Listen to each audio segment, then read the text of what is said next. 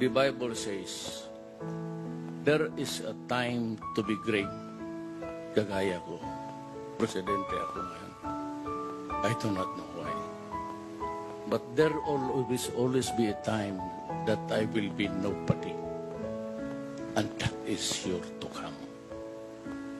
And maybe to die thereafter. There is always a time for plenty. But there is always a time for one. There is always time to be merry, happy, and a time to be sad. A time to be healthy, strong, kung bata ka pa.